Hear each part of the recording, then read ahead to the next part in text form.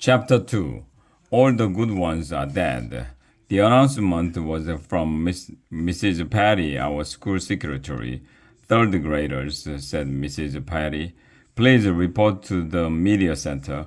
We walked 1,100,000 miles to the media center, which used to be called the library, but they changed the name. Nobody knows why. Mrs. Rupee was waiting for us at the door. She's our media specialist. She used to be called the librarian, but they changed the name. Nobody knows why. Good morning, everyone, said Mrs. Rupee. I'm so excited that you kids are graduating from third grade. Congratulations. I have some good news and some bad news, better news for you. What's the good news? Asked Neil.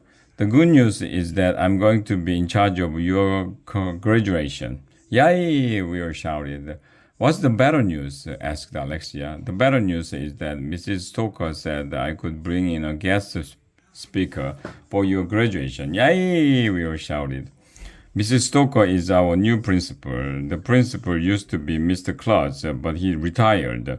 A couple of years ago, I went to my sister's graduation, so I know that graduations are a total snooze fest. You have to sit around for 1,100,000 hours waiting for your name to be called. Then they hand you this piece of paper that your parents stick in your memory box for the rest of your life. Snore.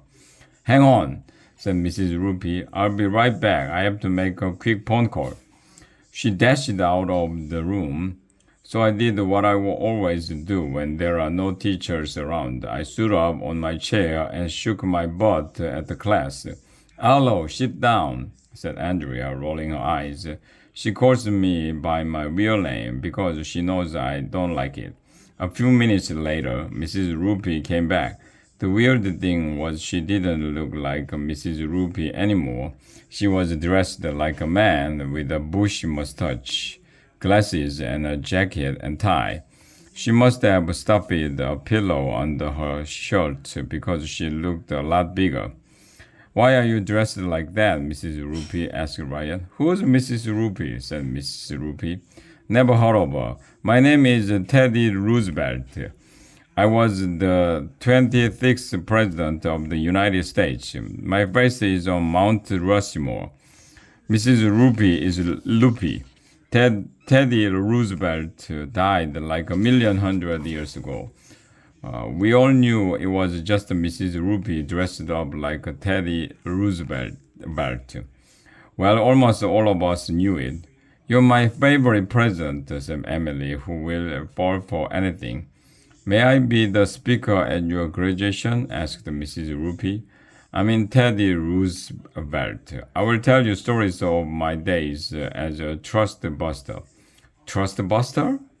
I didn't know what he was talking about. I looked at Ryan. Ryan looked at Alexia. Alexia looked at Neil.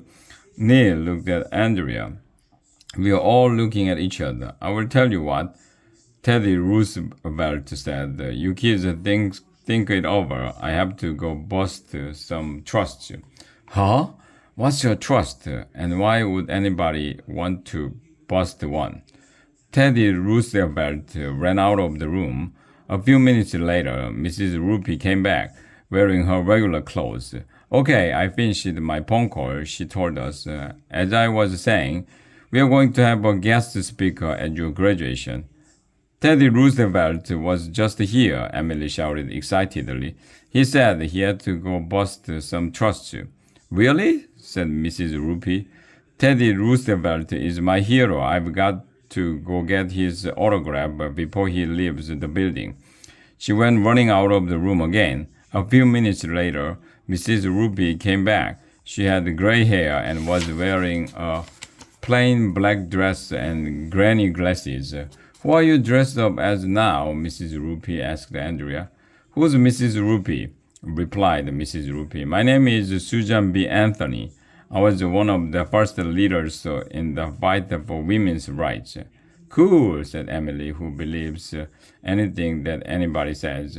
May I be the speaker at your graduation? Asked Mrs. Rupee. I mean Susan B. Anthony. I looked at Michael. Michael looked at Emily. Emily looked at Andrea. Andrea looked at Ryan. We all looked at looking at each other.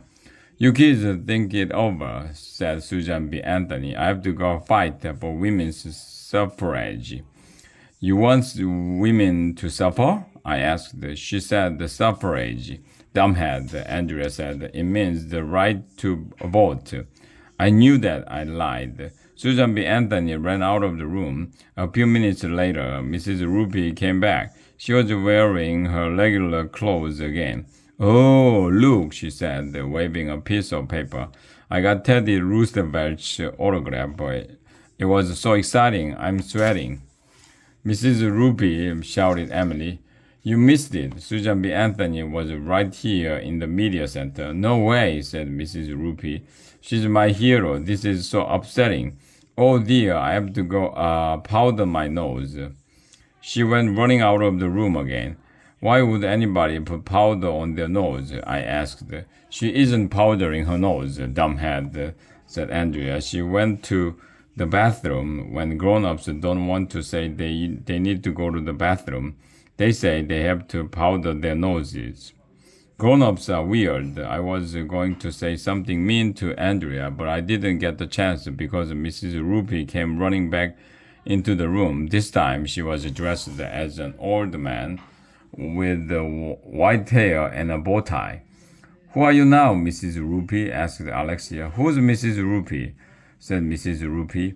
I'm Thomas Edison. I invented the light bulb, the phonograph, and lots of other things. Wow, said Emily. May I be the speaker at your graduation? Asked Mrs. Ruby. I mean, Thomas Edison. Wait a minute. Isn't Thomas Edison dead? Asked Ryan. All those people are dead, said Alexia. How could any of them speak at our graduation? You know what they say, said Thomas Edison. You can accomplish anything if you put your mind to it. That's how I got to be a great inventor. Oh, that reminds me, I have an idea for a new invention. Gotta run. Thomas Edison ran out of the room. A minute later, Mrs. Ruby came back. Now, as I was saying, Thomas Edison was here, shouted Emily. Really? Asked Mrs. Ruby. He's my hero. Yes, said Emily. He asked us if he could speak at our graduation. So did Susan B. Anthony and Teddy Roosevelt. What do you think? What do you kids think? Asked Mrs. Ruby. Which one of those people would you like to be the guest speaker? I don't want Teddy Roosevelt, said Ryan. I don't want Susan B. Anthony, said Neil. I don't want any of those old, timmy, dead people, said Alexia. Well, who do you kids want to be the speaker at graduation? Asked Mrs. Ruby.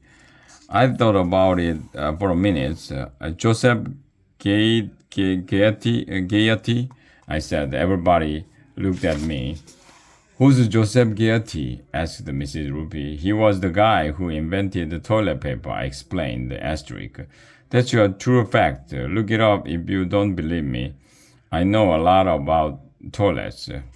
I don't think Joseph Gaiety will be available to speak at your graduation, said Mrs. Ruby. Probably not. He's dead too. He invented the toilet paper back in 1857. Don't ask me what people used before then. Does anybody have another idea for a guest speaker? Asked Mrs. Ruby. How about Mother Teresa? Suggested Emily. She's dead, said Mrs. Ruby. How about Martin Luther King Jr., as suggested Alexia? Also dead, said Mrs. Ruby. How about Neil Armstrong? Suggested Neil. He was the first man on the moon. Dead, said Mrs. Ruby. Bummer in the summer. All the good ones are dead. But that's when I came up with the greatest idea in the history of the world. You know who we should get to speak at our graduation? I said. Lil Mouse. Lil Mouse? Said Ryan. I love Lil Mouse. Lil Mouse is the coolest, said Michael. Yeah, can we get Lil Mouse to speak at graduation? Asked Alexia. Lil Mouse, Lil Mouse, Lil Mouse. We all started chanting. Chanting is cool. Who's Lil Mouse? Asked Mr. Ruby. We all laughed. Everybody knows who Lil Mouse is. Well, every kid knows. Lil Mouse is the most popular singer and rapper in the world. The kids love him because he's really cool.